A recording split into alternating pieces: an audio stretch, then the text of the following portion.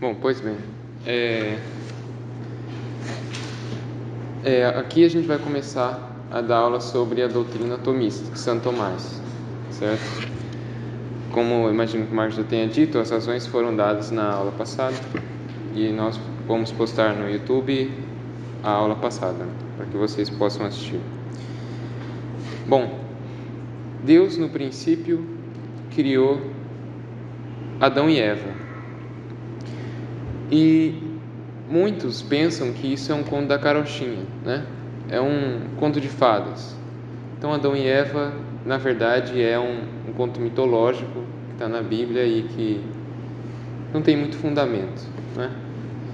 Na verdade, isso é um dogma de fé. Pio XII já o proclamou em uma encíclica. E há todo um fundamento filosófico debaixo disso. Não é algo arbitrário, não é capricho do autor do Gênesis, né? Primeiramente, então, poderíamos pensar que não eram necessários os primeiros pais, porque o darwinismo diz que as coisas na verdade vão evoluindo e etc, aquela coisa toda, né? Mas o que na verdade acontece é que nós temos uma linguagem, nós somos racionais e nós precisamos de uma tradição para sobreviver. Vejam, há uma grande diferença entre os animais e os homens. Quando nós olhamos para os animais, nós percebemos que eles conseguem sobreviver sem muita dificuldade, mesmo sem seus pais, né? Uma corujinha lá, uma bebezinha coruja, já consegue sentir medo diante de algum perigo e se esconde. Enquanto que quando nós vemos um bebezinho lá, até achamos engraçado, um bebezinho na frente de um tubarão, ele se espanta e começa a rir, certo? Então, quando ele olha um leão, ele quer acariciar a juba do leão, o bebezinho. Ele não tem noção do perigo, ele precisa ser ensinado. O ser humano não nasce com nenhum conhecimento, chamado instinto, né? Se nasce com algum instinto, são poucos, não é capaz de sobreviver com eles.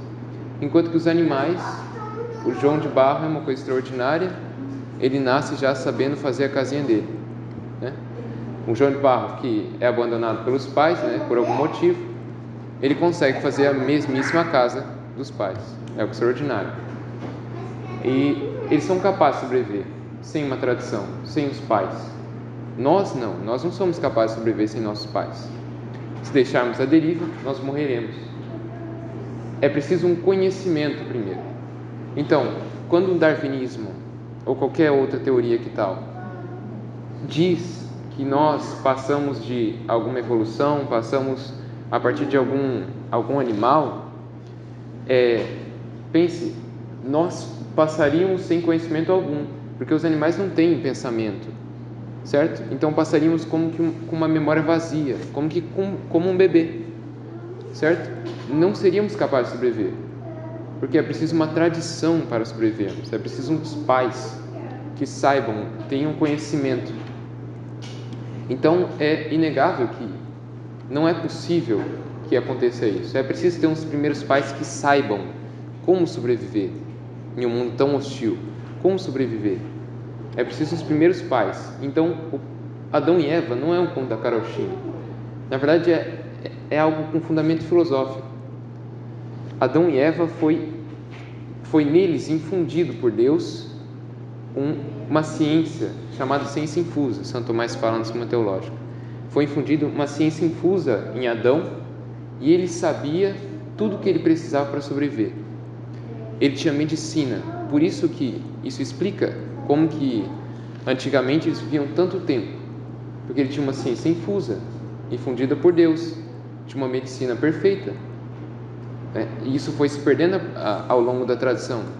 Isso foi se perdendo porque o homem foi corrompendo e não é possível passar todo o conhecimento que se tem, é possível passar apenas uma parte, e o homem foi perdendo a partir do tempo todo o conhecimento que Adão tinha. Então Adão foi necessário para isso. No entanto, Adão, tendo todos os chamados dons préternaturais, os dons dados por Deus, né, que é da imortalidade, a da ciência infusa e outros como estes, ele pecou. ele resolveu se voltar contra Deus e escolheu servir a si mesmo. Então, aí, a partir daí, começa toda uma narrativa dramática da humanidade. Então, Adão começa tendo Caim e Abel, um mata o outro, e a partir daí as coisas vão por água abaixo, vão perdendo tanto a intelectualidade como a fé, ao ponto de chegar no dilúvio e Deus falar em Gênesis capítulo 6, versículo 6: eu me arrependi de ter criado o homem na terra. Deus se arrependeu de ter criado o homem. Tamanha foi a confusão que o homem fez, tamanha foi a ingratidão do homem para com Deus. Então o homem perdeu, ele virou um animal perto do dilúvio. Tamanha foi sua corrupção, ele perdeu a fé, ele perdeu o intelecto. E Deus não queria deixar o homem assim. Deus queria renovar a natureza humana. Ele pensou o homem grande, ele pensou um homem tal como ele criou em Adão. Então ele queria renovar tanto a intelectualidade como a fé do homem. Então, o que aconteceu? A última família do dilúvio foi a de Noé. Então, em Noé havia 3 principais filhos para os quais Noé deu a bênção. Primeiro, Sem, depois Canaã e Jafé. Foi para esses 3 que Noé deu a bênção. 2 dos quais mudaram a história da humanidade: Sem e Jafé.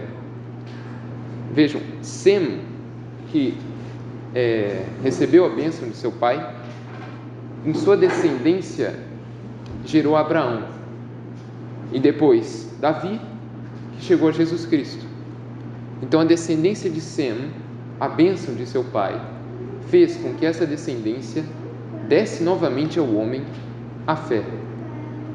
Deus, a partir dessa descendência, renovou a fé do homem, que tinha perdido ao longo da história depois da queda de Adão. E em Jafé, a bênção de Noé para Jafé fez com que Deus renovasse a intelectualidade humana, porque Ele não só queria a fé do homem, porque a fé necessita da razão para sobreviver. Então, Jafé gerou 7 filhos, e um deles foi Javã. Javã deu origem a um povo, eram os jônios, que é na Jônia, fica na Grécia, a parte leste da Grécia. E lá na Jônia é que nasceu a filosofia, com Tales de Mileto, que é o primeiro filósofo. E a partir de Tales de Mileto foram traçando então o caminho régio da filosofia, o caminho da mais alta filosofia, que culminou com Sócrates, Platão e Aristóteles, na mesma Grécia. Então, com isso, Deus renovou a natureza humana, tanto a parte intelectual como a parte da fé espiritual. Então, vejam, Deus não quer um homem simplesmente espiritual, porque ele não se mantém na espiritualidade sem a fé, sem a razão. Não é que a fé precise necessariamente da razão, mas é por causa do nosso débil intelecto, por causa da nossa débil natureza, que nós precisamos da razão. Então, quando nós vemos as 5 vias de Santo Tomás para a existência de Deus, as 5 provas, nós não precisamos mais da fé, a obscuridade da fé, para acreditar em Deus. Nós sabemos que Deus existe. Então, se alguém vem com uma conta furada, falando coisa furada para a gente, nós, pela própria razão, saberemos que ele está errado, e não terá discussão nisso. Então, não é que a fé, necessariamente por ela, precise da razão. É que por nossa débil natureza, nós precisamos da razão para manter na fé, para se manter na fé. Certo? Então, depois disso, Deus renovou então a natureza humana. E é impressionante que Aristóteles não tenha conhecido a tradição judaica, porque no fim da sua ética, a Ética Nicômaco, ele escreveu um livro de ética, e no livro 10º ele fala que o fim do homem é a biotheoreticos, é a vida contemplativa, é contemplar a Deus e copiá-lo. Aristóteles, um pagão, disse isso. Sim, então é impressionante que ele não tenha conhecido a tradição judaica. Era como que um pré-cristão, né, antes de Cristo. E como que nasceu a filosofia? Os primeiros filósofos, eles olhavam para as coisas e se espantavam. A primeira grande pergunta dos filósofos foi: qual é a causa de tudo isso que nós vemos? Como que tudo isso existe? Qual é a causa de tudo isso? Qual que é a primeira causa disso? Muitos disseram que eram as coisas, a água, a matéria, o fogo, mas nós sabemos que é Deus a primeira causa de tudo isso. Mas a primeira coisa que os filósofos fizeram quando olharam para as coisas era se espantar. Eles se espantaram diante disso. Como que isso está aqui? E com efeito é assim que nasceu a filosofia. A filosofia nasce do espanto. E há também, impressionantemente, eles descobriram que há um salto entre a vida e a não-vida. Há um espantoso salto entre a vida e a não-vida. Vejam, o darwinismo diz que a não-vida é capaz de gerar a vida. Mas se nós formos parar para pensar, há um espantoso salto entre a vida e a não-vida. A vida é algo extraordinário, é como um milagre. É isso que os filósofos viam e espantavam diante disso. É como um milagre a vida. Como que de uma semente sai uma árvore? Uma árvore que se nutre de micro-organismos, de coisas microscópicas, e se transforma em uma grande mangueira, né? De nutrientes e se transforma em uma grande mangueira. Como isso é possível? Como é possível um pintinho sair de um ovo? Coisas como essa, o espanto de que nasceu a filosofia. Então, tem até um caso interessante de um professor que ele conta que um certo dia ele foi num zoológico e lá não sabiam quem que era mais criança, se é a filha dele ou se era ele, porque ele se espantava diante de tudo. Ele viu uma árvore lá, uma árvore andava. Tinha uma árvore que andava no zoológico. Ela tirava então suas raízes da terra e as colocava em outro lugar. Uma coisa extraordinária, como que uma árvore anda e para onde que ela vai, não é? Então ele ficava espantado e aí o cara do zoológico falou para ele: eu não sei quem é mais criança, é você ou se é sua filha, né? Que espantava diante de tudo, né? Por exemplo, as araras azuis são monogâmicas. Se elas têm um parceiro e ele morre, ela não tem mais parceiro nenhum e morre assim. Talvez seja por isso que ela esteja próxima de extinção hoje, né? Então, mas há um salto entre a vida e a não-vida. A vida é extraordinária e a não-vida é algo muito simples. Uma pedra é algo muito simples. Não há tanto milagre nessas coisas. E há também um salto entre os conhecimentos. Nos animais há certa hierarquia de conhecimento. Há os animais que só têm o tato, só têm um dos sentidos. Então o conhecimento deles é muito débil. E há os animais mais superiores, que são os símios, os macacos, né? São os felinos e os caninos. Eles têm os 5 sentidos externos e os 4 internos.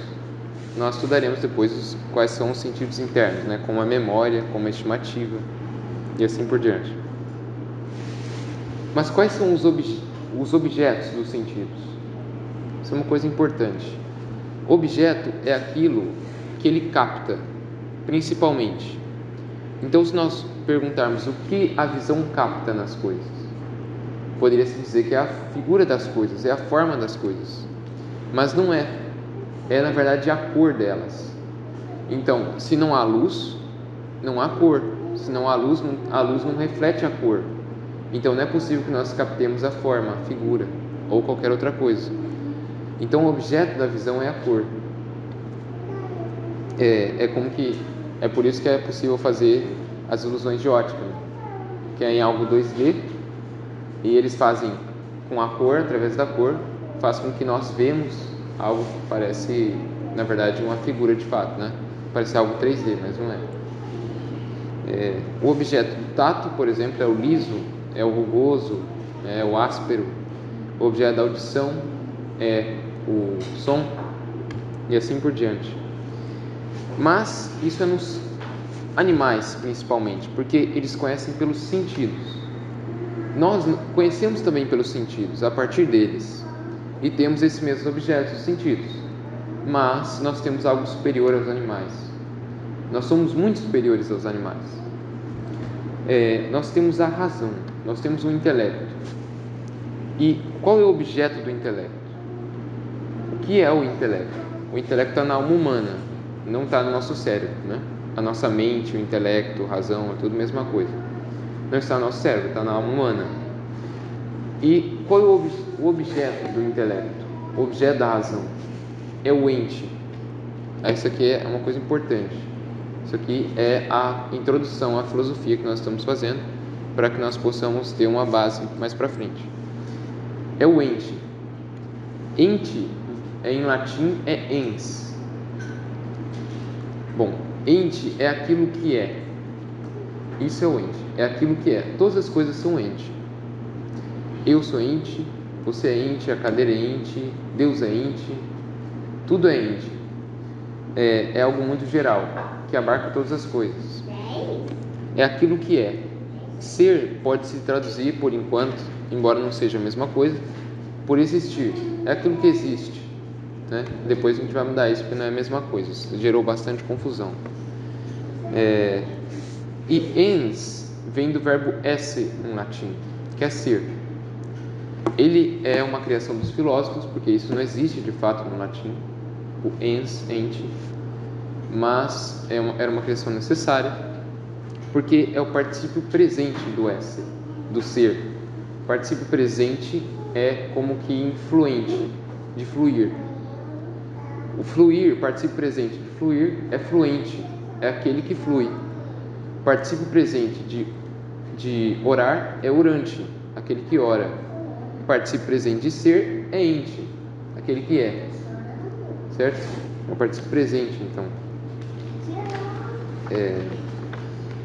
O ente, então, tem duas partículas na sua definição.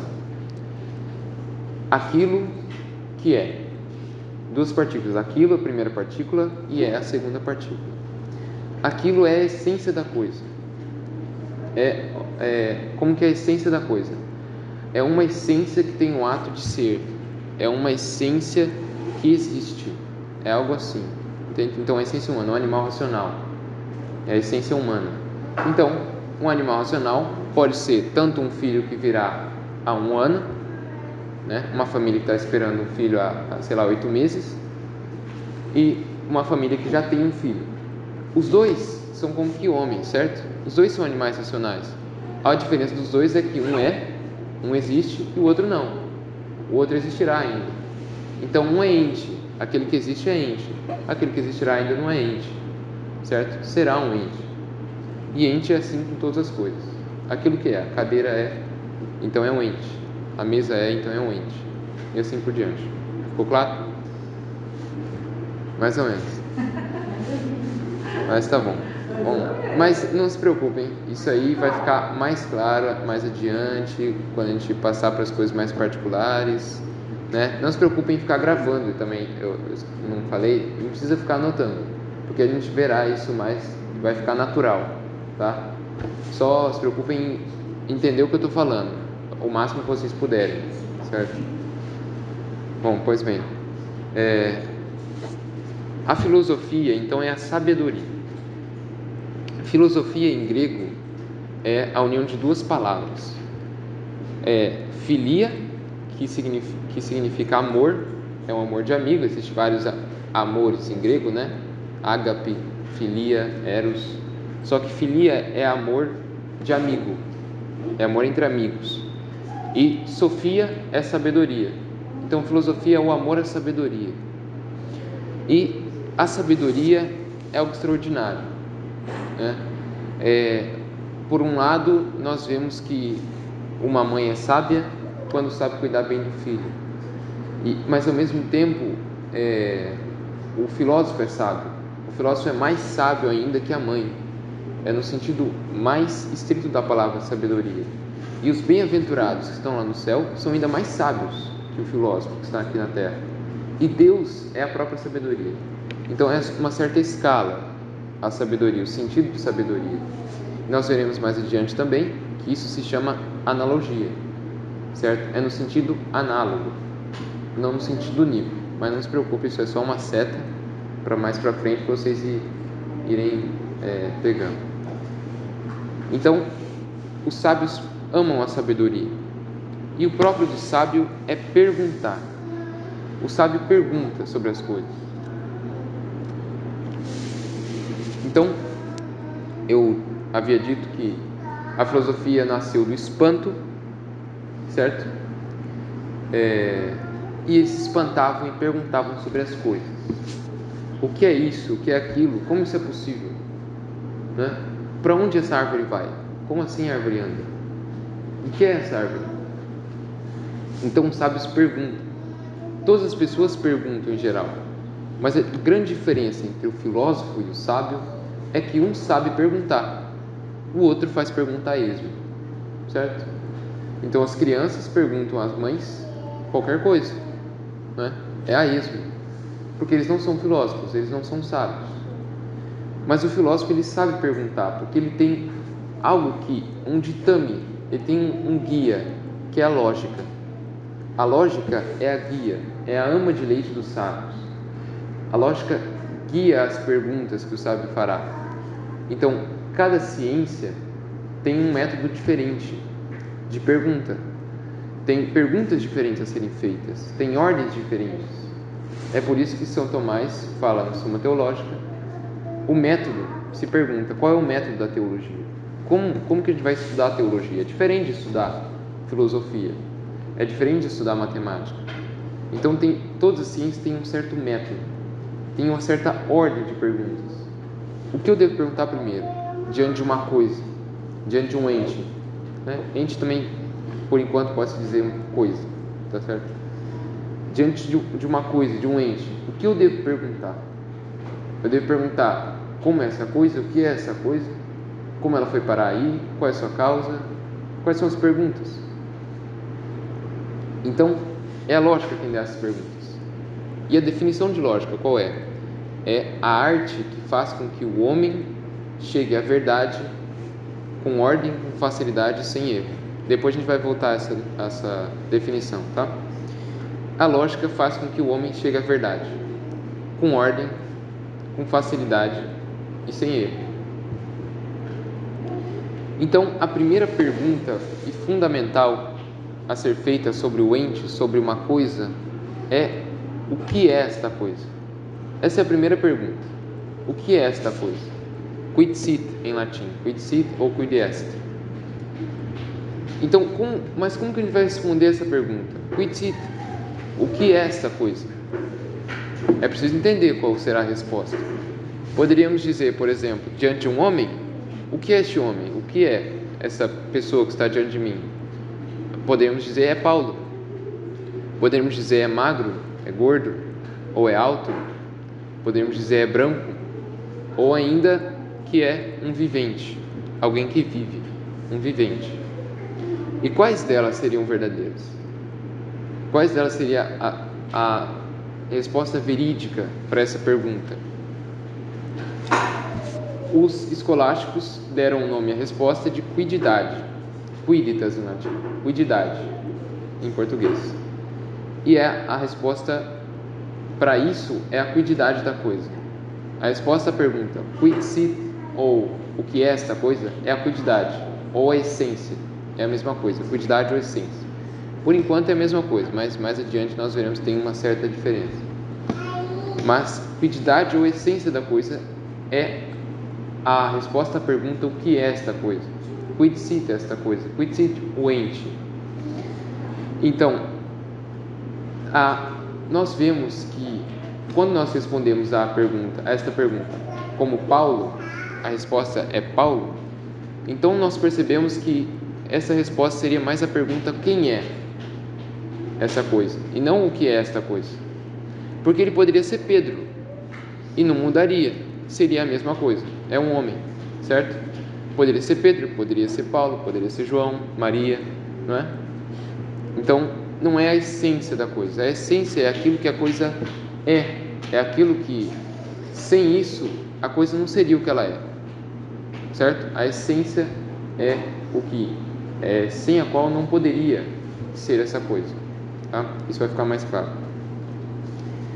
Se nós respondemos a essa pergunta como magro, ou alto, ou branco, então nós não estamos respondendo propriamente a questão, o que é esta coisa, porque ela poderia ser preta, ela poderia ser amarela, como os asiáticos, né? Poderia ser vermelho, ou essa coisa poderia ser baixa ou alta, tanto faz, ela não deixaria de ser ela. Então nós não chegamos ainda à essência, aquilo que está por baixo da coisa, né? Então, mas se nós perguntarmos, se nós respondermos esta pergunta como vivente, aquele que vive, vivente, então nós respondemos veridicamente a pergunta, o que é esta coisa? Porque se ela fosse morta, ela já não seria uma pessoa, ela seria um cadáver, certo? Deixaria de ser o que ela é. Então, quando nós respondemos o que é esta coisa, nós procuramos aquilo que não pode deixar de fazer parte dela, como vivente, certo? Ela não pode deixar de ser vivente, mas pode deixar de ser magro, pode deixar de ser gordo, pode deixar de ser branco, pode deixar de ser Paulo. Então, a resposta a quid sit, ou o que é esta coisa, o que é este ente, é a quididade. E a quididade é a parte essencial da coisa, como vivente, por exemplo.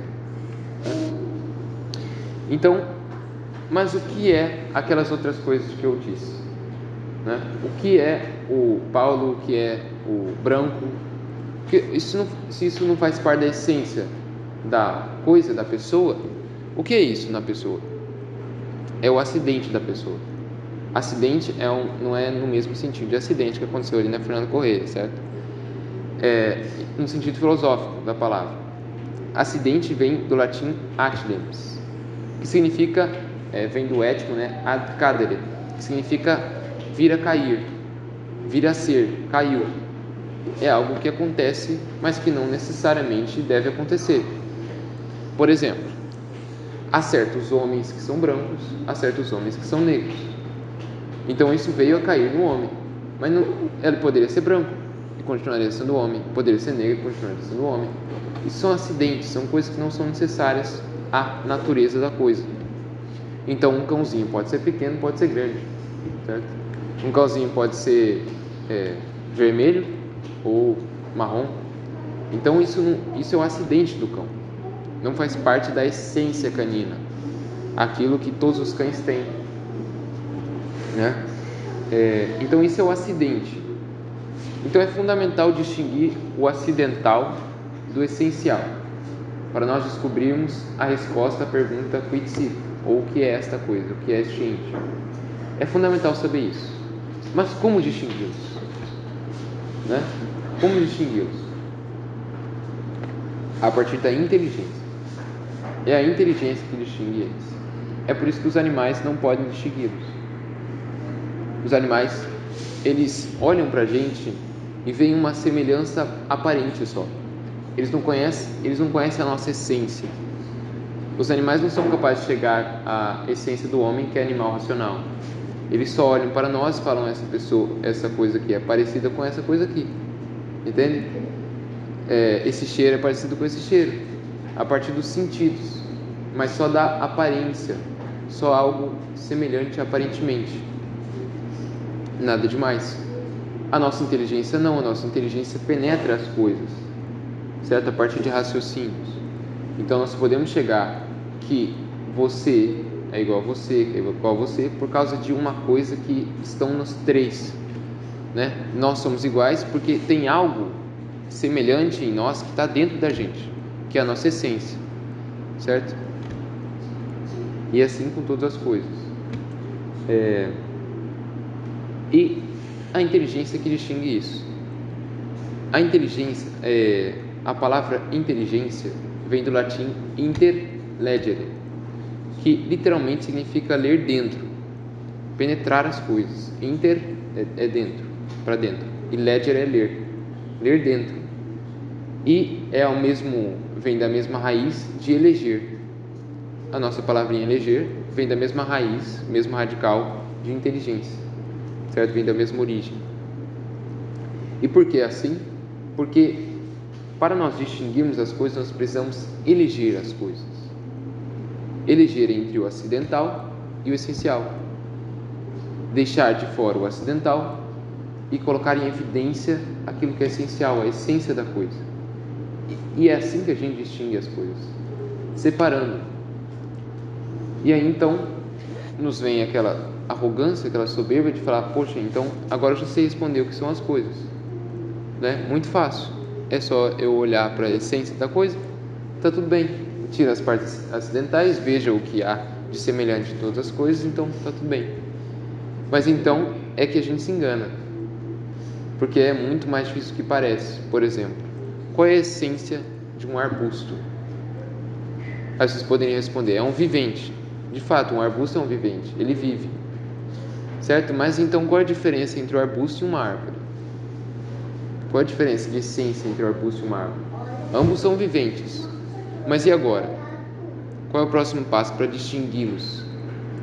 Então nós conseguimos distinguir nós os animais. Os animais são sensíveis também, como nós. Isso faz parte da essência do animal, ser sensível, ser um animal. Nós somos animais racionais.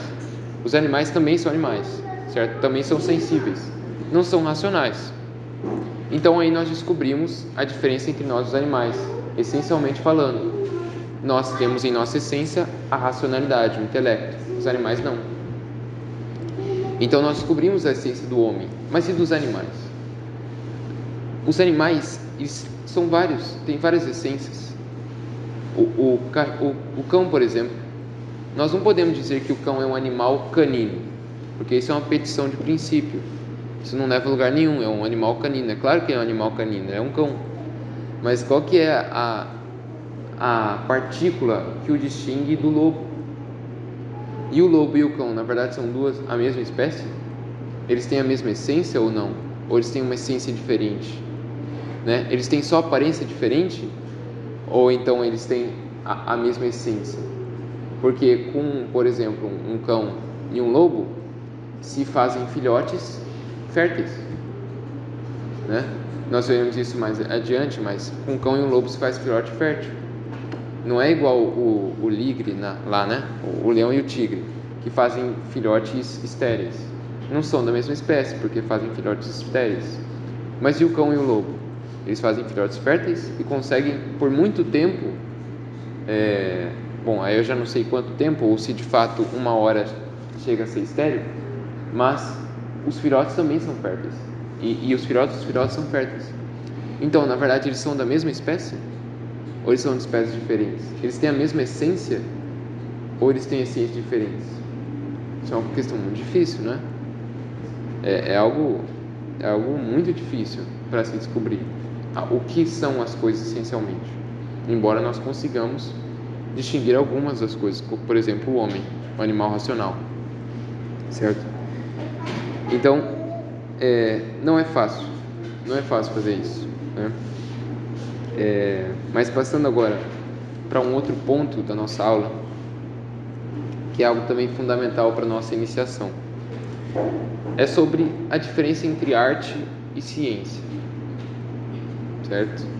Arte aqui não é no sentido comum da palavra, é algo mais amplo. A arte no sentido comum são as pinturas, são as músicas, não é? É nesse sentido de arte que nós conhecemos comumente, mas não é nesse sentido que nós estamos falando aqui. É no sentido mais amplo da palavra.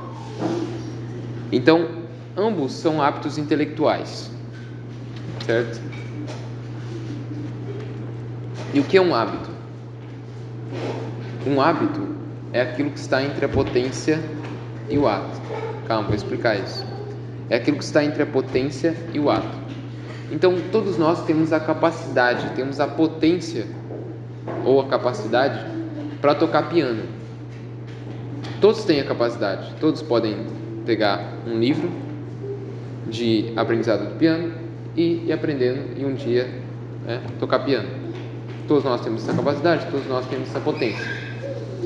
Alguns já as têm em ato, ou seja, já conseguem tocar piano atualmente, conseguem tocar piano, certo? Mas entre essas duas coisas, ou seja, tocar piano, eu estou tocando agora, e ter a capacidade de tocar piano, tem um hábito. Então, para que eu possa tocar piano agora, eu preciso ter o hábito de tocar piano. Eu preciso ter o hábito intelectual, eu preciso ter aprendido a tocar piano. Isso é um hábito. Ter, por exemplo, cozinhar. Eu tenho a capacidade de cozinhar. Todos nós temos. Alguns cozinham agora, alguns conseguem cozinhar agora, atualmente, em ato. Mas para que ele pudesse cozinhar agora, ele precisava saber a receita. Ele precisava saber como que mexe a coisa, precisava saber como que pica a comida. Isso é um hábito.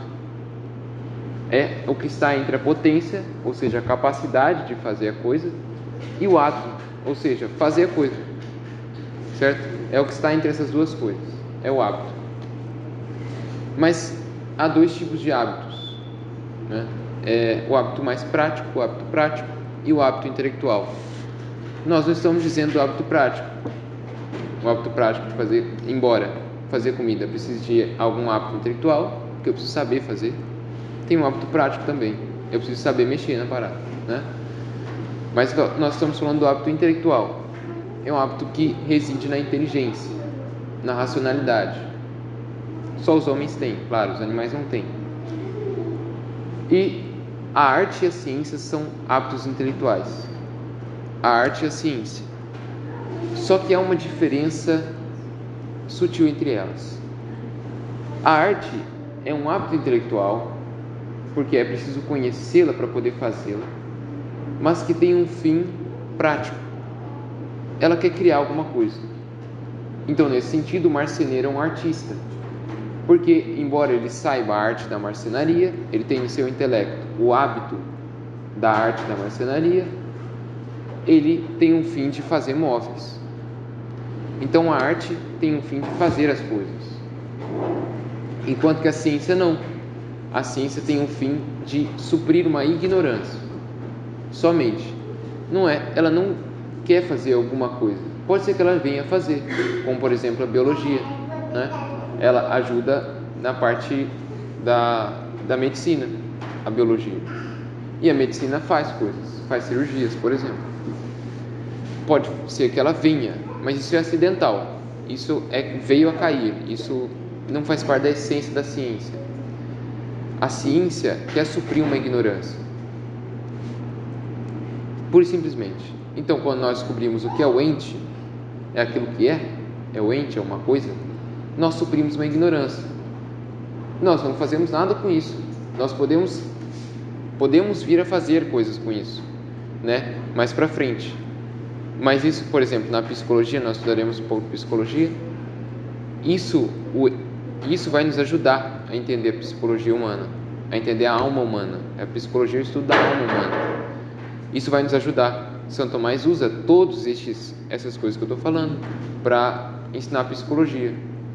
Isso nos ajuda, mas não é esse o sentido de aplicar a psicologia na pessoa, de fazer um tratamento psicológico. O sentido de aprender essas coisas é suprir uma ignorância.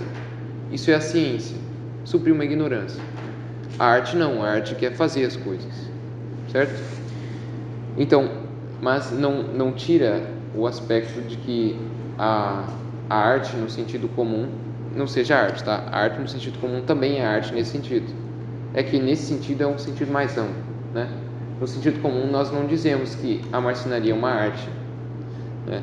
Talvez brincamos que nossa, é um artista, né? Fez um grande móvel, fez um belo móvel. Mas é só brincadeira, né? A gente não realmente fala que ele é um artista. Mas a arte nesse sentido é um sentido mais amplo que pega tanto o marceneiro ou o arquiteto e, ao mesmo tempo, as artes poéticas, né? A literatura, a pintura, etc. Então, qual é mais propriamente artista? O agrônomo ou o agricultor? O agrônomo, para quem não sabe, é aquele que ele sabe da coisa, ele tem a causa das coisas, é aquele que estuda lá na faculdade, agronomia, certo? Agricultura não, ninguém vai na faculdade fazer agricultura, vão na faculdade fazer agronomia. E agricultor é aquele que mexe na terra, aquele que põe a mão na massa, certo? Nem sempre o agricultor é o agrônomo. Às vezes o agricultor é uma pessoa que faz agricultura de subsistência lá no fundo de quintal. E às vezes ele não sabe que a falta de magnésio deixa a folha da planta amarela. Às vezes ele não sabe disso, porque ele não é agrônomo. Ele não é agrônomo, mas é agricultor. É algo experiência, é algo experimental. O agrônomo não, o agrônomo sabe que a falta de magnésio deixa a folha da planta amarela. E qual é mais propriamente o artista? O que tem a arte da agricultura? O agrônomo ou o agricultor? Poderia-se pensar que é o agricultor, né? Porque o agricultor é o que faz a coisa. E a arte, como nós dissemos, tem um fim em fazer a coisa. O agrônomo pode não exercer a agricultura, pode só especular lá, saber das coisas e falar para as pessoas: olha, é isso que acontece, etc. Nada demais, ele não fez nada. Então, com certeza, o agricultor é o artista.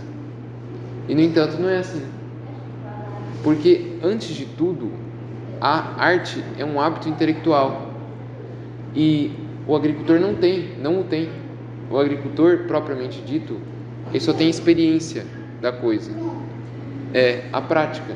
Ele fez lá e ele descobriu que assim dá certo. Então vou continuar fazendo isso. Aquilo não deu certo, porque matou minha planta. Então ele não tem um hábito intelectual. Antes de tudo, a arte é o hábito intelectual. Então, mais propriamente artista é o agrônomo, embora ele não exerça. É claro que o agrônomo e o agricultor, juntos em uma só pessoa, seria mais ainda artista, porque une as duas coisas. Une tanto a parte intelectual como a parte prática, que é o que é propriamente a arte, certo? A ciência não tem essa. A ciência é aquele que possui o hábito intelectual, pura e simplesmente. Bom, mas voltemos a uma questão mais complicada.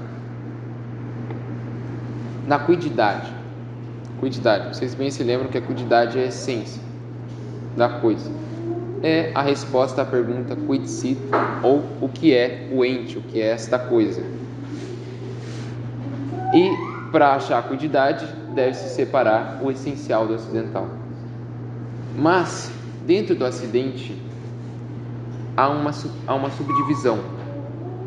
Há uma divisão entre os acidentes. Há certos acidentes que são próprios ou propriedades, e há certos acidentes que são puros e simples acidentes. Em latim, simpliciter, acidente simpliciter, puro e simples. Qual é a diferença entre os dois? Ambos são acidentes, ambos não fazem parte da essência da coisa. Poderiam se viver sem eles, mas um decorre da essência. O próprio decorre da essência da coisa, e o outro decorre não da essência, certo? Vai se entender isso, mas agora particularmente. Um exemplo de acidente puro e simples é a cor, porque nós vemos que os homens, é indiferente para o homem ser branco ou negro, ou amarelo, né, vermelho, isso não importa. Pode nascer qualquer um, tanto é assim que nós não sabemos a cor do nosso filho, mas sabemos que ele vai ter nariz, por exemplo. Os dois são acidentes. O ter nariz é acidente, e o ter uma cor é acidente, mas com nós é algo como que indiferente. Ter cor, se é branco ou negro, não faz parte da essência, não decorre da essência humana. Decorre é causar, tá? Então, a essência humana não causa a cor branca necessariamente. Então, se um homem nasce, ele não nasce branco necessariamente, embora ele tenha a essência dele de homem. Estão conseguindo entender? mais ou menos isso. Decorrer é surgir de, a partir de, é a causa da coisa. Então eu decorro da minha mãe, porque a minha mãe é a causa da minha existência. Todas as coisas decorrem de Deus, porque Deus é a causa da existência de todas as coisas. Mas a nossa cor não decorre da nossa essência, porque se fosse assim, a essência animal racional, a essência de homem, animal racional, todos têm a essência de homem. Para ser um homem é preciso ter a essência de homem. Não decorre da essência ter cor, ter uma cor específica, ter branco ou negro. Porque se isso fosse assim, todos seríamos brancos. Todos temos essência humana e, no entanto, nós somos brancos ou negros ou amarelos. Então, a cor branca ou a cor negra não decorre da nossa essência. Agora todo mundo conseguiu entender? Não decorre da nossa essência, mas tem certos acidentes que sim, decorrem. Por exemplo, todos nós temos cérebro. Isso decorre da nossa essência. Embora tenha pessoas que nascem sem cérebro, é por algum defeito. Não era para ser assim. Era para ele nascer com cérebro. Mas ele não precisa nascer com um tamanho específico. Ele pode nascer com vários tipos de tamanho. É como a cor, não precisa nascer com uma cor. Então o tamanho, a cor, são acidentes puros e simples. Acidentes que não decorrem da essência. Enquanto que ter cérebro, ter nariz, por exemplo, ser ridente, ter o senso de humor é algo próprio do homem. Nenhum outro animal tem senso de humor.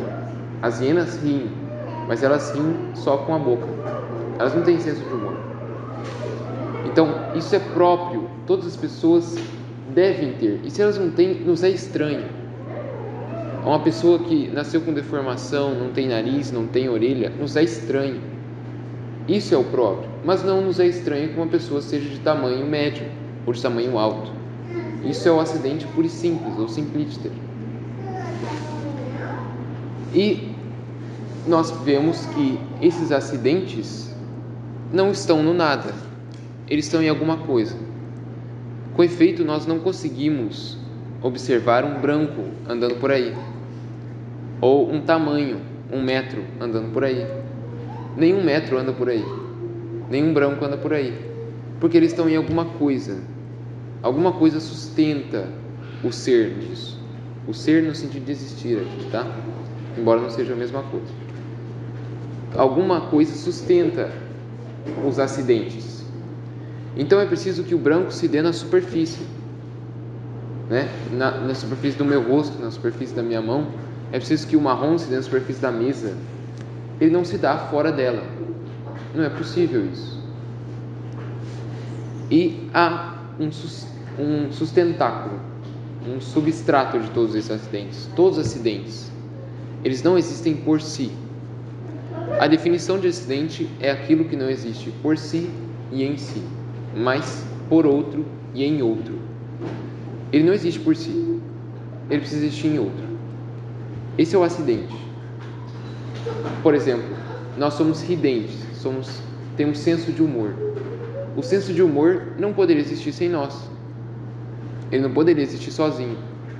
Isso é um acidente, certo? Então,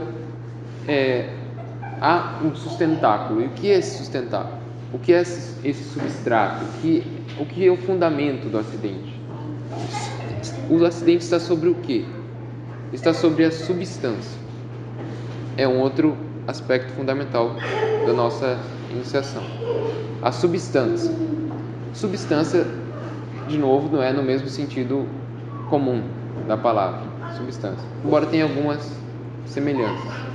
Substância em química nós chamamos de elementos, dos elementos. Isso é uma substância, mistura substância com tal substância, faz uma explosão e tal, Não é nesse sentido.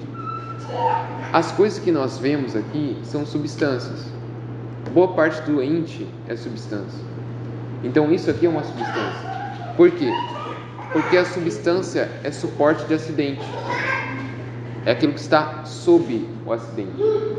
Substância vem do latim substat. Sob, está sob. está sob os acidentes. Debaixo é um substrato. Então o branco não pode estar voando por aí. Ele tem que estar em uma substância, um substrato, algo que vai ser um fundamento da cor, como por exemplo a superfície.